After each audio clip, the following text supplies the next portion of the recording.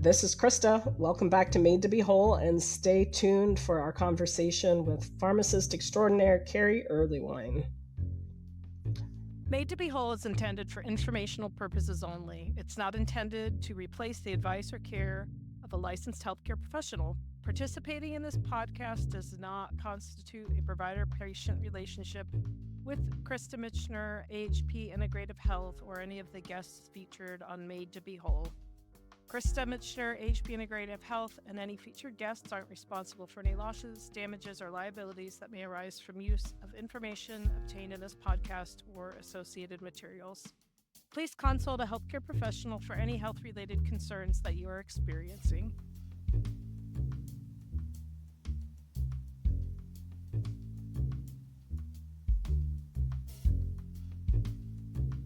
So welcome back to the show. Today, we are honored to have Kerry Earlywine, who is a pharmacist at Infuserve America. He is partners in crime with Randy, who you heard a few months back, and they are just such extraordinary resources for us and our patients and a wealth of knowledge. And I'm really honored that he'd be willing to join us today. Welcome, Kerry. Thank you very much. I appreciate you giving me the opportunity to be here, Krista. Thanks. You're so welcome. So we wanted to focus a little on mental health because you have a lot of experience with mental health from a much broader perspective than your pill mill, here's your Prozac, good luck, it's all your mother's fault sort of a framework. Can you tell us a little bit about your background and what led you to be pretty passionate about this? Sure. So my family has a history of some mental health challenges, and so that's always been kind of part of my DNA, just because it was around me. And then when I finished my studies at Nova Southeastern University, I did a residency in psychopharmacology, so the study of how drugs affect the mind. And so I did that for a year, and then although I didn't choose to kind of pursue that specifically, every aspect of what I've done, there's obviously a mental aspect to it, right? So whether it was hormones or working with children with autism, or, there was always kind of that psych component. And so it's always been a part of what I've done, whether working at CVS, and talking with people about how their medications work and side effects, or working as a compounder, finding ways and tools to help people either directly or indirectly affect their mental well-being. And of course, I've done some work too with other alternative forms of medicine, and it all comes back to our mental health well-being and our peace of mind. So yeah, it's always kind of joined me along the way. Well, you can't separate the mind and the body. Yeah, exactly. One of the more foolish little, breaks from reality and reason that the medical world's taken. So you were going to talk a little bit about testing first. Which tests do you find valuable in assessing which things are impacting or a threat to mental health? Fantastic. One of the newest tools that we've had come across our path here is one where we can actually study urine. So a patient goes and they pee in a cup, right? And that gets sent off to the lab. And then in the lab, they can actually measure the amounts of brain chemicals via the urine. And through that study, then we can see, how those brain chemicals are either exciting the brain, or calming the brain down. And we can see, with the brain chemicals, there are precursors to those, meaning things that come from the diet that then turn into those brain chemicals, right? And so we can look at all those things, how much precursor material is there from the diet to then make these brain chemicals. And then you can see how they're being transformed into these brain chemicals, and which ones are high and which ones are low, in a way that we've never been able to do before. So that's a really new and exciting way to actually look at our brains, is through our pee. And then, of course, Well, I was just going to say, why is that more accurate or preferable to then doing just a serum serotonin level? As we can see an entire gamut of results. When you're talking about serotonin, we also look at tryptophan, which is then turned into the serotonin. And we can see the melatonin. So we can see this tryptophan, which is kind of like the raw material. And then we can see it turn into all these different things. With blood, you just kind of see the one result, and you can't see the entire picture. So this is a way of looking at the entire picture, all of them together in a single space. And so that makes it easier to kind of see all the interplays and how they're interacting. And so that's I sometimes describe to patients, usually in the context of micronutrient testing, but you can't make good chocolate chip cookies without enough chocolate chips. You have to have the right ingredients and the right balance of ingredients. Exactly. So you're stocking your pantry and looking at the end result. Absolutely. And one of the cool things, getting back to the chocolate chips is with this testing, we can see if you're not absorbing the chocolate chips, right? Or if you're not, or if the chocolate that you put in isn't getting turned into a cookie, right? And so all those things are important, because that then leads us to say, well, if they're not absorbing the chocolate, maybe there's a problem with the stomach, right? So how do you then evaluate the stomach and the whole gut-brain axis absorption issues, all of those things? Cool. Yeah. So, everybody's talking about the stomach as the second brain. There's also some theories out there that actually our stomachs came first and then came the brain, which is kind of an interesting theory. But going back to your question, so how can we evaluate that? So basically, instead of peeing in a cup, you can poop in a cup. And we take that poop and then send that to the lab. And in that poop, we can look at the inflammation in the stomach, which can then affect your ability to absorb those, the raw materials or the chocolate, if you will, from the cookies. We can see if there's parasites, and those parasites can affect your ability to absorb the chocolates from your tummy. Right. And so we can see, and we can also look at allergies. So maybe you're allergic to the dough that's in the cookies, right? And those types of things will show up on that. And so if there's inflammation in the tummy, that can be linked to inflammation in the brain, and vice versa. They're really two mirrored worlds. So looking at the poop, we can look at the stomach, and looking at the pee, we can look at the brain. Right? Well, and that's another really cool use for compounding, because you do have those patients who are sensitive to everything. And I've had this conversation recently with someone. I don't think it's the medication. I think it's the fillers, because you respond this way to literally everything. So we have friends, and our friends can make this for you in a way your body can tolerate. Yeah, but it's funny because, when we're in pharmacy school, there is absolutely no to little focus on how medications are made, actually, what goes into making them. As a compounding pharmacist, is like, we're the bakers of drugs, right? And so in learning how to bake drugs, you learn about all these things that they didn't teach you in school. And you're absolutely right. I've been a practitioner now 1996, 30 years, looking at all these other chemicals that are put into drugs and how kind of toxic they are, right? They're supposed to be inactives. In fact, they're referred to as inactives. They're not inactive. Everything has some type of activity. And I think that's the real message.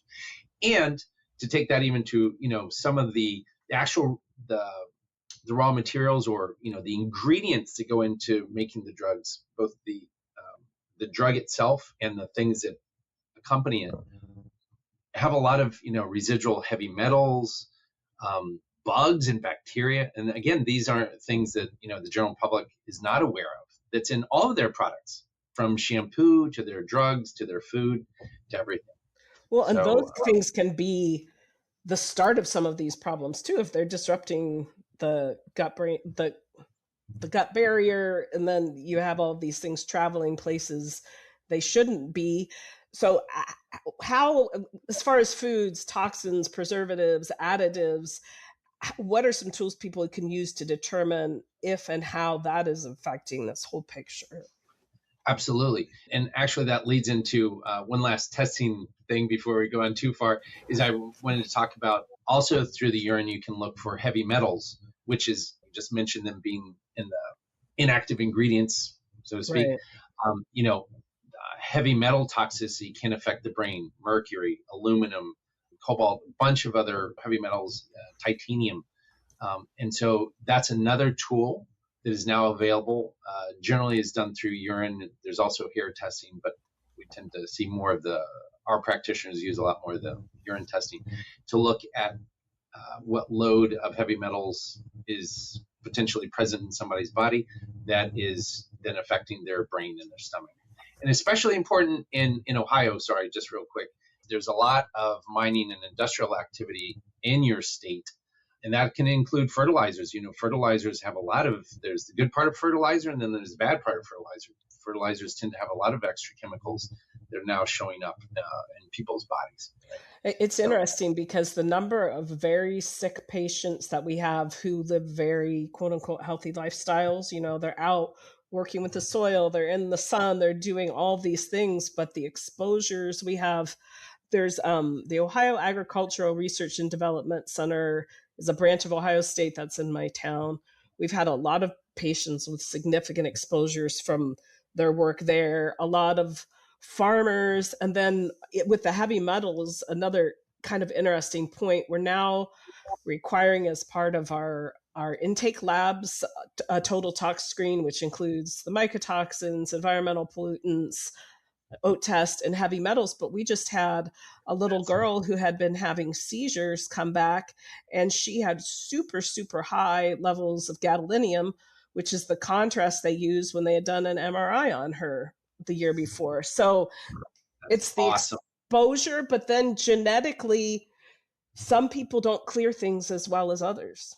Just they don't. And it's not always a big exposure like an MRI with that particular toxin, but sometimes it's just that accumulation, small exposures over time that just your body can only do so much. Absolutely. No, and I congratulate you, because a lot of our patients will express, my practitioner sent me for all these labs and it was really expensive. And one of the things that I just want to share here is that oftentimes that money up front actually saves you in the long run. Here we tend to, for hormones, we tend to recommend oftentimes salivary testing for hormones, and people are like, yeah, but it's not covered by my insurance and blah, blah, blah. And my answer to them is, hey, listen, if you want to get the best bang for your buck, then let's do the right test that is then going to give us the best results for us to then make the best treatment decisions for you. Because if you sit there and kind of, excuse my French, fart around and don't do that investment of time and money up front, then you're actually just prolonging the process. So, kudos to you guys. I say this very frequently. Guessing is expensive too. And one of the reasons we started, one of the reasons we started requiring these upfront labs for new patients is I have people who we've been taking care of for a long time, and we finally talk them into a test, and you realize, if we would have known this a year ago, 18 months ago, we'd be in a totally different place. So if I can get someone to make that upfront investment, and I've been a little jealous because we have a new nurse practitioner who's getting all the new patients who meet this requirement. And so they get their first appointment. There's this binder, and we've got your nutrients, toxin level. I mean, all of these things that just make it so much easier to know how to move forward, because you've got so much foundational information. And so it's money up front, but I think you're right. In the long run, you will spend less money and you'll be better sooner. So yeah.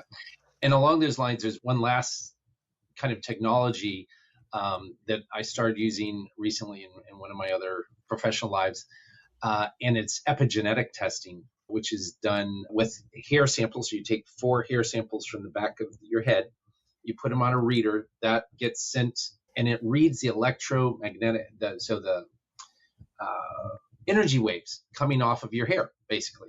That gets sent to Germany. Germany in 20 minutes sends the information back. And the cool thing about that is you can see, is what foods electromagnetic, so wavelengths of energy, they're actually affecting your DNA. Holy smoke. So it looks at nutrition, it looks at electromagnetic toxicity, it looks at heavy metal toxicity, it looks at parasites, and it looks at how those variables on the outside world are affecting the piano keys or the DNA inside your cells. It is amazing. And that's one of the newest technologies that we're seeing being used, and it's relatively inexpensive. And what's cool is it'll show you actually which aspects of your DNA are being most impacted so that you can start the therapies there. So really, really cool stuff. Well, and Really if you cool think stuff. about how many people in the context of like serious mental illness that's taken people out of society, they probably had their genes stacked against them. And then because they're a vulnerable population, the number of exposures over time that far exceed the rest of us, even though the rest of us have a way more. But I'm a volunteer guardian for a couple of guys with severe developmental disabilities. One of them has a lot of mental health stuff, a lot of in and out of the hospital, and trying to figure out in that role how to navigate helping him get to root cause when he doesn't really have the support to make the changes is the challenge. But I think of all of these people. If you went to every psych hospital, every prison, and you were able to offer this, what would change? I mean, it would be astounding. Astounding. Well, and with this epigenetics, it can also actually measure emotional impact on your DNA. You can measure how you feel is affecting your DNA. And so going back to that psych aspect, for the longest time, the idea was that all of psych was basically predestined genetics. No, it's actually the opposite. It's how the outside world. So our genetics are like piano keys. And as long as you don't touch the keys, or if you play them in a certain order, then they don't express themselves, right? Whereas what we understand now is that it's the outside world that's playing the keys, right? And so if you don't play the keys, it doesn't express. And so it's looking at how is that outside world playing those genetic piano keys on us, and then changing those variables around us so that they're not playing the keys. And one thing that we can manipulate for a low price is sun exposure. I mean, I just heard someone use the phrase malillumination. They talked about there's malnutrition, but we suffer from malillumination because their statistic was most people, at least in this country, spend 93% of their time indoors. And especially this time of year, it's dark when you get to work. It's dark when you leave work. And sun exposure, that affects hormone regulation, so many different things. So I think finding ways to just be outside when you wake up, just be exposed to the outside environment the way we were intended to be, those little changes can affect that some too. It's not that simple, but it's a piece of the puzzle. One of my sister-in-laws actually severe depression from deficiency in vitamin D.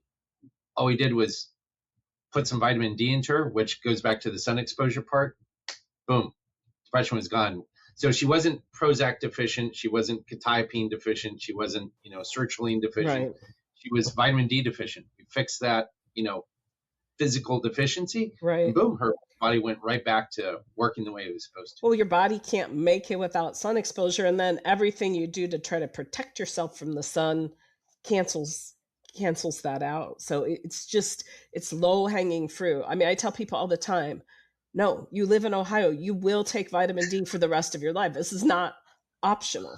There's nobody I've ever tested who's not taking vitamin D that has a robust vitamin D level. There may be a few that are like, it's okay, but nobody's as fantastic. But no, side rant. Yeah. So how do all of these things affect inflammation in the brain? So, the inflammation in the tummy, and that's why looking at the tummy is so important, is intricately, the tummy is actually derived from the same cells that make our skin, make our tummy lining. And so when your tummy is inflamed, this barrier instead of being like this and closed, opens up, right? So when that opens up, things that are supposed to just pass through your tummy and pass out of you now have an opportunity to pass through this barrier wall and into your body. And so now you've got things from the outside world on your inside world that aren't supposed to be there. And so your body's like, hey, what are you doing here? And so, initially there's inflammation directed towards these things from the outside world. But over time, your body starts to lose, when it's fighting these things that are suddenly inside that aren't supposed to be there. Eventually, it stops having specificity to fighting the outside world and it starts fighting the inside world too. It just starts fighting everybody. And that's a big part of what's referred to as autoimmune disease, which is basically your body attacking yourself, right? And so that's how one of the main ways our tummy is linked to our inside brain is the fact that when that barrier is not working, we're allowing the outside world into our inside world, and we start over time fighting it and then fighting ourselves as well. So we're in constant battle. And that requires, energy and resources. And so a lot of the fatigue and things that we see, and a lot of modern depression is a result more so of just patients not having, they're running out of resources because they're constantly inflamed. So your body's taking all the energy it has and putting it into the immune system to fight itself and everybody else. Well, and the immune system's really metabolically active. I mean, it uses a lot of energy, so you just don't have a lot left over. What about, would you explain to people how mold and mold exposure can lead to that gut disruption, which can then lead to some of these other things? Right. So large amounts of mold and the wrong types of mold are obviously inflammatory critters, right? And so they can create inflammation in the stomach. And when they're in the stomach, inflammation that leads to the porousness of the tummy. And then also if you have from exposure at the home or at work to molds, when you have mold or fungus in your brain, in your sinuses, that's right. The sinuses are right here. Your brain's right there. So by them creating inflammation, and it's right here, that inflammation passes on to the brain there. And because the fungus and the mold create these little substances that are fatty. Because they're fatty and our brain is fatty, they like each other. And so they can easily transfer from the sinuses into the brain, leading to inflammation. So wrong types of fungus that don't normally habitate our bodies and in high amounts can be super inflammatory to our brain, to our tummies, to the two brains, right? To the tummy brain and to this brain. So we actually had someone this week, it was interesting, who had from a previous person urine mycotoxin testing. I was sure that wasn't involved, has severe neurological issues. We found, though, there had been a UTI, the urine cleared, but we got him to give a semen sample that had 3 strains of penicillium plus another severe fungal metabolite that indicates mold exposure. So if you think of all the places this can hide and sequester, it's not always obvious. Sometimes you get the negative traditional test, but that's why I think the nasal swabs, checking other parts of the body, because it very rarely is there a localized infection when someone's chronically ill. I mean, that's such a misnomer. Oh, this is just an ENT problem. It's just my sinuses. It's just my X. No, they're not silos. They all work and communicate together. And it was interesting. My son was Marcon's positive. So we had done the nasal swab. We knew there had been mold exposure. We got from you guys the compounded nasal spray. There was severe psychiatric die-off, severe. But then okay, this is making him quote unquote worse. We're just going to back off on the dose because obviously this stuff is contributing to his mental health symptoms. So we're on to something. But I think having that courage when you're already afraid and anxious, some people can push forward, but some people they can't deal with more. And so they just want to stop because they don't know when it's going to end or how long it's going to last. But it actually is a good sign if we can just help people to baby step it. And you guys are great also. I mean, we can get things in whatever dose we want, right? To help people start micro dosing and work up to what's tolerable. Absolutely. For those of you out there who have, chronic nail infections, fingernails and toenails, that is a symptom of a systemic fungal infection. That's just where you can see it, right? But if you have fungus in your toenails or fingernails, that's a sign that the fungus is throughout your body, but you can see it on your nails, but it's actually everywhere. And the same thing with women with recurrent vaginal infections. A recurrent vaginal infection to me is a screaming, there's the summer pool vaginal infection, that's one thing, but we do a lot of work with chronic vaginal infections here. And that is an outward sign of an internal fungal infection that, unless you kind of treat it systemically, isn't going to go away. Well, there was a really good presentation at ILADS this year, someone who has had a lot of success curing asthma with antifungal therapy. And so it was taking him 6 to 12 months, I think, if I'm remembering, but getting people inhaler free, totally fine with identifying and treating underlying fungal infections. So that's awesome. Thank heavens for practitioners like yourself who are open-minded and willing to ask the question, maybe there's a different way to treat this patient, and we're here. I tell patients, I said, your practitioner is like Picasso, right? They're the painters, and we're like Home Depot or Lowe's. We provide the paint to emotional support. And that too. We need a lot of that too. But when you have a hard time building your house, you can come cry on our shoulder. But it's really kind of the dream of healthcare to have a team. And it's so hard because you do have not just people who treat the body like silos, but all of these entities that are just separate. And then the patient's forced to go from person to person to person. But I talk to my staff all the time about how we need to keep building a village, keep finding other professionals who we can collaborate with and they can collaborate with us. And we're not having to figure all of this out on our own, because once you go down this path, you're essentially medically homeless, where the whole integrative space, you have a lot of people who talk about functional, but want to eschew all medication pharmacology, and that's foolish. And then you have people who are on the other side that if it's a supplement, that if it's not FDA approved, yada, yada, it has no value, which is also garbage. We need to find a happy space in the middle. Right. I think we're working towards that hallmark of leaning on each other to create, generate more ideas. And that happens when we're communication. I think where traditional medicine has failed is this kind of silo, as you referred to, just, the doctor, the practitioner thinking, it's just me and my little world. And I have all the information, all the tools I need. That may have worked 60 years ago when you had 5 drugs available. It was one or two for blood pressure, and you had 2 or 3 antibiotics. Okay, that was pretty easy.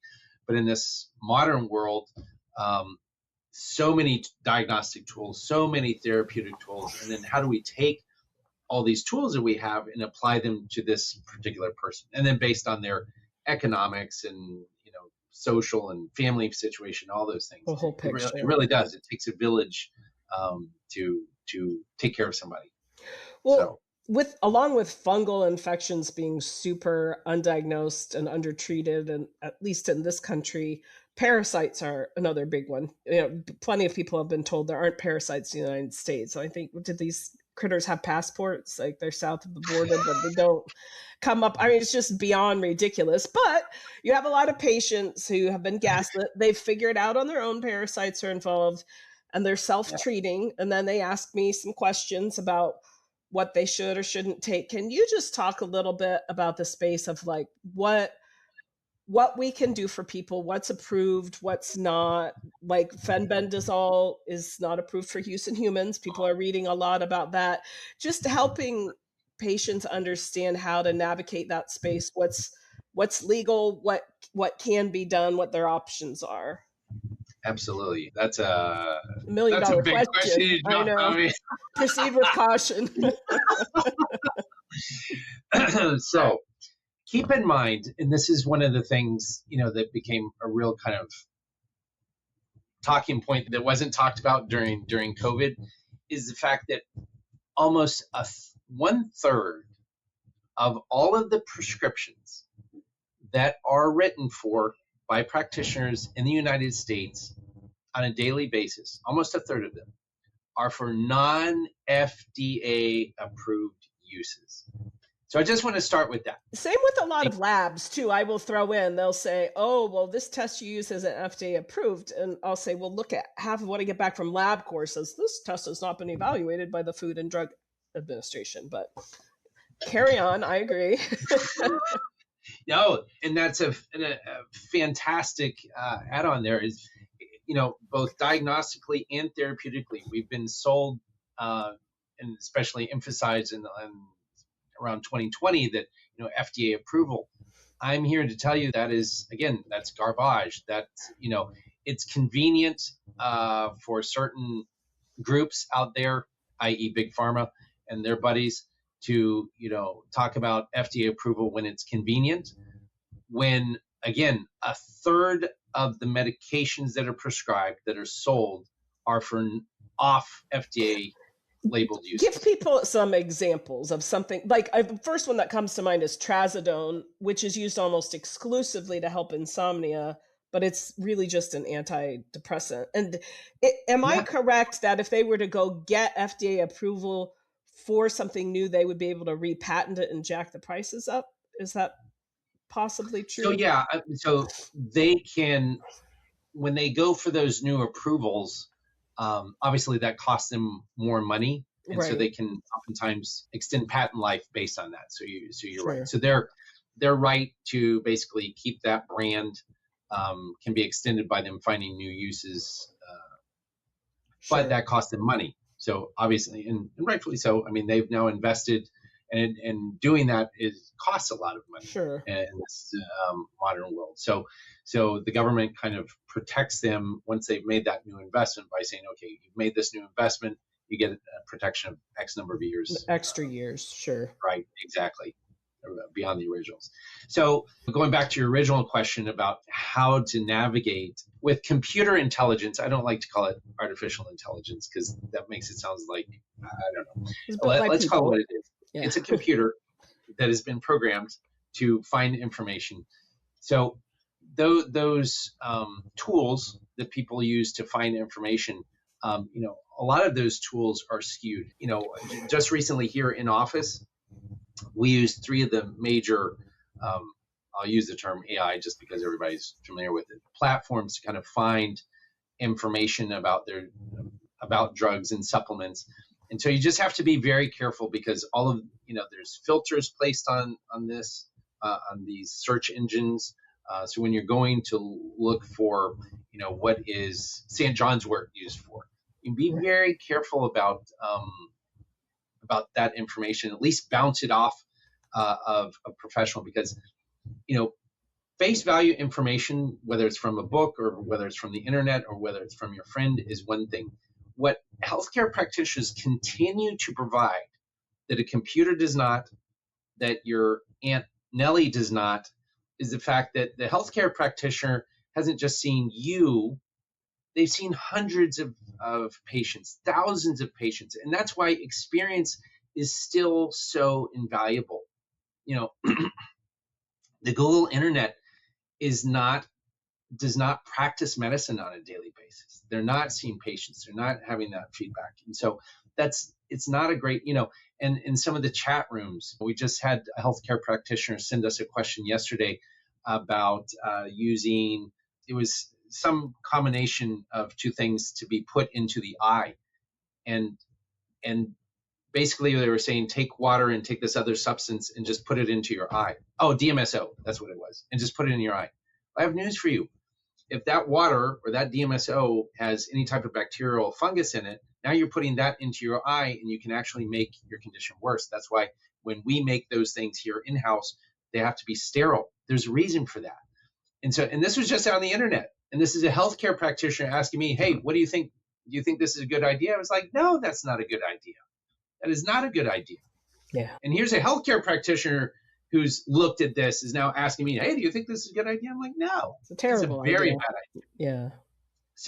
So just, in summary, when it comes to kind of navigating the world of information, yes, take that information and then bounce that off of somebody who has some experience. And I always tell people, anybody who's on an extreme. So I only do something like you admit, inferred earlier, I only do Western medicine. I will only take drugs. I don't believe in supplements. Well, that's ridiculous because, hormones and supplements are part of our natural body. So that, Right. that doesn't make sense. There's nobody in this world who is Zoloft deficient, right? But you can definitely be tryptophan deficient, and you can definitely be melatonin deficient. You can definitely be serotonin deficient, right? So but you cannot be sertraline deficient because sertraline is not part of the human body. Zoloft is not part of the human body. Prozac is not part of the human body. And just so people know, your body does not manufacture more serotonin because you're taking sertraline / Zoloft, Prozac. It's just you're using what's there, but then your body never gets the signal to make more, and so you're driving more deficiencies down the road. Exactly. And so, when you get advice from people that are, I only use supplements, or I only use herbs, or I only use drugs, those are also red flags to me that's not a source of information I necessarily want to be listening to. Maybe I can take some pearls from that because there may be some value there. But what I've learned is be very wary of extremes. So that's my short version to how to guide yourself. And that goes with pricing too. If you see a vitamin or supplement that costs $150, immediately a red flag should go up. Right. And then on the other end of that, when you go to the health food store to buy a supplement, or you go onto a website to buy a supplement, if it costs $6.50, I'm telling you that they did. I'm a pharmacist. I know. Yeah. Doing quality testing on products costs money. So if it costs $6.50, then somebody clearly didn't do any testing on that. Right. So again, it's all about extremes and choosing a middle path. So that's my summary statement. Watch out for extremes and try to guide yourself, and then bounce those ideas and things off of people who have experience. Right. So what about, you had mentioned before other biomarkers and things that can impact mental health, iron, sugar, those sorts of things. Can you talk a little bit about that? Yeah, absolutely. Sugar is an inflammatory substance. It causes insulin to release, which is also inflammatory. So, and our brains are affected by, if there's inflammation in the body, it's going to affect our brain, right? And so, sugar can affect our brain. We talked about the parasites can affect our brain. Hormones can affect our brain. So, women, as they're going through menopause, estradiol, everybody talks about estrogens in women. The actual hormone is estradiol. And when it's not in balance with another woman hormone called progesterone, which is anti-inflammatory. So if you have too much estradiol and not enough progesterone, you can get inflammation, and that inflammation can cause your brain to become excited. So that's another factor that can affect brain health. There's another hormone called cortisol, which everybody kind of casts a bad light on this poor hormone, but it's actually one of the most vital in your body. If you were to take out your adrenal glands where the cortisol is made, you would actually die, like on the spot. So cortisol is kind of important. And so having too much or too low cortisol can affect our mental health. And in fact, that is a key factor to sleep, which is a key factor to our body's recovery and our mental health, right? And that saliva hormone testing that you mentioned is actually looking at that and looking at it multiple times a day so that we see patterns. Maybe you're fine in the morning, but you have this spike in the middle of the night, and that's why you can't sleep, or you spike in the mid-afternoon, and we know it was what you had for lunch or whatever. So that's the beauty of it. Boom. I love it. And it's one of my favorite tests to start with and to do. And it's so vitally important because, again, you can't be alprazolam, which is a drug used for, anxiety. You can't be temazepam deficient. You can't be Ambien is another drug that's used for sleep. You can't be Ambien deficient. These aren't substances that are native to our bodies, right? But you can have too much cortisol at night, right? But we can do something about that. But how do we know that it's high? You got to test.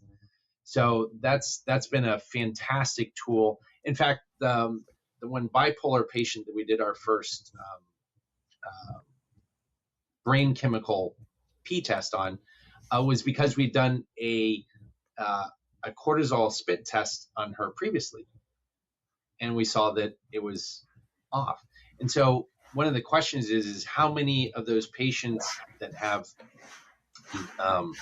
depression or anxiety is actually not because they're, Xanax deficient, but because they have too much hydrocortisone in the wrong parts of the day. And you fix that, and the person sleeps better, their anxiety goes down, and we see this all the time. So hormones are another player that can really, really affect your mental health. And, progesterone means progestation hormone, which means baby-making hormone. So the baby-making hormone is actually very calming, especially for women. And when women go into menopause, what can't they do anymore? Make babies. Right. So which hormone is actually deficient in menopause? It's the baby-making hormone. The progesterone is the one that actually goes away. And so when you supplement women with some of that progesterone that they've lost, boom, they feel better and they're calmer. Their anxiety goes down. So such an easy fix too. What about, will you speak a little bit about the role of testosterone for men and women? Oh, one of my favorites. So we're going to start with the boys and then move on to the women, because actually I think the women are more fascinating, more interesting on that front. Men, everybody thinks of men and they think of us as just like blocks of testosterone. And so the testosterone is important and does so many wonderful things. There might be a few men out there that are just blocks of testosterone, but overall, you're more complex than that. Actually, I think that has been scientifically demonstrated. But for the more complex ones, and there's just a few, the adrenal system, or our flight and fight system, is actually more important than testosterone in both men and women. So there's three major hormone systems. There's more, but the three major ones are our fight and flight survival system, then our reproductive system, and then our thyroid system, which is like our metabolic system. Make hair, digest, burn fat, blah blah blah. So obviously, our most important human function is to survive, and that's cortisol. And so, when you find these men at 55, 60 that are kind of burned out, it may not necessarily be for lack of testosterone, but actually they don't have enough cortisol anymore because they were entrepreneurs or they have heavy metal toxicity. And so that kind of midlife crisis, fatigue and brain fog and all these things that we think of as mental. And so, the traditional doctor, again, sends them and gives them an antidepressant or something for their anxiety, when in fact, they just don't have enough cortisol. They don't, and I call it gasoline. They don't have enough cortisol in their tank. They don't have enough gasoline in their tank. And so they're tired and fatigued and can't think and remember, not because they are deficient in an antidepressant, but because they don't have enough cortisol. Their bodies don't have enough gasoline. And again, it's not a testosterone deficiency. Now that might accompany it, but that's why you always want to look at their fight-flight system first, and then look at the testosterone. But in our, the T clinics or the testosterone clinics are so popular that, if you're a male and you walk in, the first thing they're going to give you testosterone. No, you got to look at a man too as a whole of their fight and fight system, their reproductive system, and their thyroid, because it could be that they have low thyroid, because that can cause depression and low energy as well. So in men, my summary statement is look at men, even though we are simplistic creatures, as a whole with three hormones. You're not one of those, Kerry. Thank you. Now moving on to the much more interesting gender, which is women. is, testosterone is to me like the forgotten hormone, right? I mean, from the 1950s and the introduction of horse pee as a tablet in Premarin, nobody even talked about testosterone. That was for men. Well, women make testosterone too, and it's so vitally important. I had one of my patients in Colombia, South America, and she called me a week after she started her testosterone supplementation and said, I feel like I'm 35 again. My mood is improved. My sex drive is back. I feel youthful. Her skin was already improved. And this is just off of like 7 to 10 days of applying testosterone cream. So does testosterone play an important role in women? Heck yeah. And then, of course, the additional benefits are, bone health. The reason men are, bigger than women is because we make more testosterone. That testosterone is what builds bone, right? And you can tell that if you look at a cow and a bull, they have the same diet. They eat exactly the same thing. So when people talk about, it's calcium that builds your bones, well, that's baloney, because pound for pound, a bull and a cow eat the same amount of grass. So it's not dietary. So anytime you see sex differences, there is a role for sex hormones. And so in this case, what's building the bone in that bull is the testosterone. And so obviously testosterone is important for bone health in men and women. And then breast health as well, right? The reason I have less breast tissue than you is because I make more testosterone. That testosterone causes my breast tissue to reduce. And so in women, that's a huge important factor in preventing breast cancer, is making sure that woman has healthy amounts of testosterone. So testosterone is like, it's just a hugely important. Would you just briefly address the cancer myth with hormone replacement? Because I have a hard time getting some people to let go of this, even though we have lots of data. I've got the perfect. This is my perfect argument. Okay. Men and women, when you and I were both 18 and 19, your ovaries were at full tilt, making estradiol, making progesterone, making testosterone. So they were at their maximum capacity. When we're coming out of adolescence, we're at our body's maximum production of sex and reproductive hormones, which is why, fertility, that's the time when traditionally humans, get pregnant, is somewhere between, thousands of years ago as early as 14, but somewhere in between like 14 and 26, 28 is that range when humans are in their kind of peak of reproductive capacity. So that's when we are pumping out, men are pumping out their testosterone, women are pumping out their progesterone. And here's the question. When men and women are 20 years old, are they at a higher risk of developing testicular cancer, breast cancer, ovarian cancer? Lower. Yeah. So when we have these high amounts of hormones, we have lower risks of developing these hormone-related cancers. Equals, so are hormone-related cancers actually related to the high hormone levels? No. And that's based on human physiology. Right. No. So what is it about? So it's about, going back to the beginning of our conversation, making sure that we're not playing the genetic keys on our keyboard. So outside influences from the world, our diet, heavy metals, infections, are not tapping on the cancer keys on our keyboard, right? So that's the first part. And then the second part is making sure that those hormones are balanced as we get older, right? Well, if you think about just diseases of aging in general, you think about fall risk, osteoporosis, when you've got the strength issues, your bones are more brittle, dementia can be impacted by it. It can be preventative for so many things. Absolutely. Yeah, that's why making sure that, what advances aging is the more you draw on your body's internal resources, and by not providing your body resources from the outside to replenish those, that's what advances aging.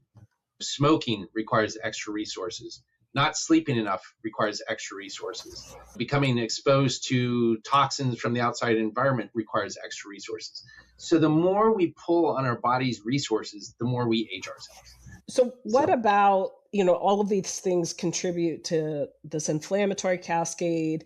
Inflammation of the brain is the hardest because the brain's hard to get to. I mean, I tell people all the time, God made the brain hard to get to, which is great until there's something there that shouldn't be, and we're trying to take care of it. So what are anti-inflammatory strategies to crack the noggin there? So again, we usually start with, so there's a lot of actually new and exciting things on the horizon along those lines. So oxytocin is a naturally occurring substance in our bodies that has anti-inflammatory properties for the brain, right? And you so guys have made some nice combination oxytocin NAD for some of my patients too. Hey, I love it. You beat me to it. Oh, sorry. You beat me to it. I'm so excited. Well, you go ahead. No, you go ahead. It's great though. It's great. If it's what your body needs, you will love it. And why is doing so? I will jump ahead. Why for oxytocin is it preferable to do a nasal spray, or if necessary, can be dissolved under the tongue? Why is that preferable? Awesome. So that actually goes back to what I mentioned earlier. Our nasal passage is right here close to the brain. So by sticking the drug right up close to the brain, it has pretty easy access to the brain, which is right there. Also, if you put it under the tongue, we skip the stomach because the tongue, under the tongue, there are blood vessels that move blood around. And so you kind of quickly, and that blood just happens to be pretty close to the brain. So by putting things under your tongue, you can also, again, get to the brain pretty quickly. So the combination of the oxytocin, there's another substance called NAD, and it's been used for drug addiction. So, which again involves the brain, has actually a really good track record of being used for addiction. And so as they've looked at it, they're like, hey, this stuff can be used for addiction, so it's getting into the brain. What else is it doing? And so they found that it's actually brain protective, and it does all these other awesome things to kind of protect the brain. So you're giving oxytocin, which protects the brain, some NAD, and then we've gone into using some hormones. So progesterone is, again, anti-inflammatory. Men also make, even though we don't make babies, or we don't carry babies, we do help make them. It has anti-inflammatory properties, and there are doses that are appropriate for men as well. Okay. So we can take advantage of all of these three brain anti-inflammatories and put them in there. And go ahead. Well, I was just going to say, I think the other cool thing about that is NAD IVs are kind of a craze in the wellness space, but NAD IVs are expensive and time consuming. I'm not saying they're not good. They really help some people, but this is less expensive and less time consuming. Absolutely. And, that dose can be moved up and down depending on, person's weight, age, and all those types of things. So there's lots of advantages. And the cool thing, like you mentioned, is, you don't have to buy 3 different supplements. They can be made into one. So you're just doing that nasal spray once a day, but getting the effect of 3 different active things all at the same time. So and skipping the stomach. So they're not being broken down by the stomach. So you're getting this effect to the brain without, affecting a whole lot of the rest of the body. On the natural side, there's turmeric and all these other natural anti-inflammatories, good omega-6s, mixes of omegas that are important for their anti-inflammatory properties. So all those things, biggest things is you can do to kind of bring down inflammation in the brain is, what we talked about earlier, some of these newer substances, not newer, we're using, because oxytocin is native to the body, but we're learning how to use it. Right. Well, and I think to the idea, you have people who are pill weary, you have people who are needle weary, so having alternatives that you can use nasally, and some of these things like naltrexone, I assume you could do it with some of these other things too, can be topical. So especially for kids or pandas kids, you can just rub their back. Yep. We've done that. Absolutely. In fact, with the NAD, we had a patient who had nerve pain in his upper back, and we built a cream, and one of the most important ingredients was the NAD for pain. Because Interesting. yeah. And the reason we know that is the cream had 6 different ingredients. And because of some law things, we had to take it out for a little while. Well, the patient called me within 5 weeks, and he called me up. He's like, "Did you guys change the cream?" I was like, "Yeah, we talked with your doctor and we had to change the cream." He's like, "Well, what did you do?" I said, "Well, we removed the NAD." He goes, I absolutely can tell you that the effect changed. Like, my pain is back. So one of the, actually, it had 6 different ingredients, but the one like key for this particular fellow was the NAD. We put it back in, and he was fine. He continues to repeat getting the cream and hasn't called with a complaint since then. So Awesome. yeah. And then you had also listed some of our anti-inflammatory stuff for the brain, cromolyn. Can you speak a little to that? Oh yeah, we talked about our bodies running into these substances that aren't native to us, and they start attacking them. One of the things our body does is it releases this chemical called histamine, which is inflammatory and causes inflammation, which is why when we have, allergies, we take antihistamines, right, to stop these inflammatory histamines. So cromolyn actually stops the body from releasing these histamines. And so we've used this cromolyn successfully in a nasal spray for the brain. We've used it in hemorrhoids. So hemorrhoids actually have an inflammatory component to them, and the cromolyn actually will calm down the inflammation that leads to hemorrhoids. We've used it for vaginal infections. We've used it for the bladder. So we've started putting cromolyn in just everything that we can, because that histamine is part of just so much of that, the body attacking itself, right? Or reacting to things from the outside world. Overreacting. So, yeah. So great results. So that and the naltrexone. Yeah. Just wrapping up, could you tell people a little bit about what you do in South America, your experience there? I know that's like another hour plus, but the highlights. So the short version is in South America. When I used to work in Miami, I saw a lot of these patients coming from Latin America looking for care in the United States. And my wife is Colombian. And so when we would visit the family, my nephews had allergies, and my sister-in-laws had problem with their ovaries, and my mother-in-law was going through menopause. And I'm like, oh my gosh, we have all these really cool tools, and none of those tools were available at the time, and to a certain extent still are not.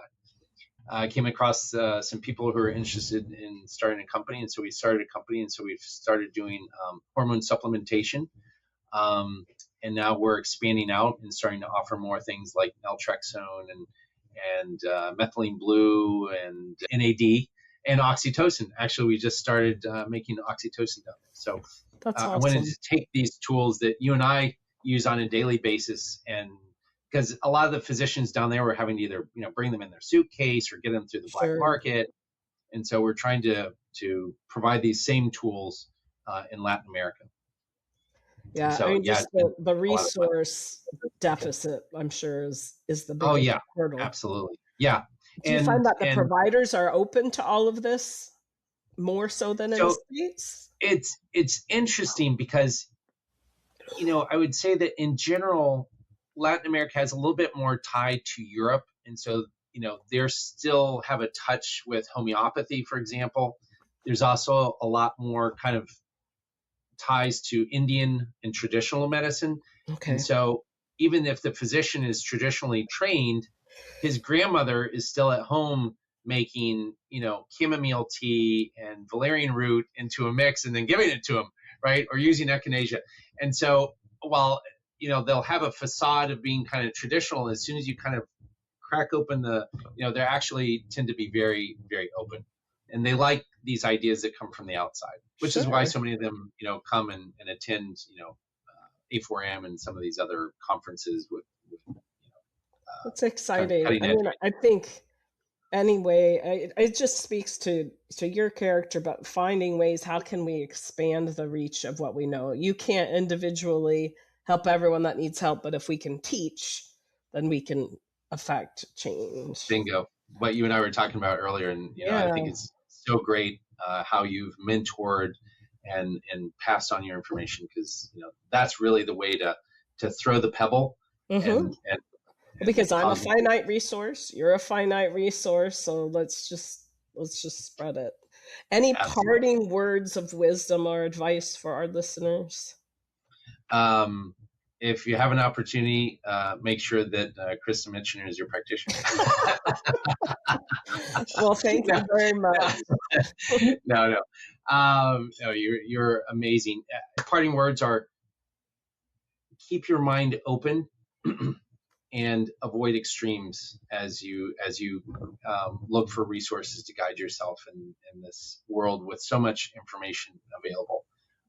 Is find good practitioners who are open-minded and who listen. It's not about talking, it's about listening. So if your practitioner is quiet and listening, that's a fantastic sign of somebody that's really there to hear you. And then again, just finding those people that are not so extremes I find tend to lead to not the best outcomes. Well, and I think what you said to information doesn't necessarily need to lead to insight. So we live in this age where you have access to all these information, and I feel like our patients are in a rough spot because a lot of them were failed by the medical system, and they figured out what was going on, and they've had to rely on the internet and all these things. But then to also know you've got to get to the point where you trust some other people to help you interpret that. Absolutely. It is tricky. And one thing I will say, I have found that Infuserve America and compounding pharmacists in general, if you have questions, they are eager to help and to talk to you. This is not your retail pill mill, here you go, you're on your way. So that's one of the things I like collaborating with people too, I know are going to reinforce what we're saying. And so sometimes it takes hearing it a couple of times from a couple of people for it to feel okay. So absolutely. Thank you for what you do for our patients too. Oh, thank you. Thank you for what you do, Krista. Really appreciate it. And thank you for inviting me. You're welcome. Thanks for coming on. And thank you to our listeners for tuning in. And remember to have hope, because you were made to be whole. Have a podcast question or suggestion? Text or call us on the podcast info line at 330-439-0686. Thank you for spending time with me today. If you like what you hear, please subscribe to be notified when new episodes release. And remember, you were made to be whole.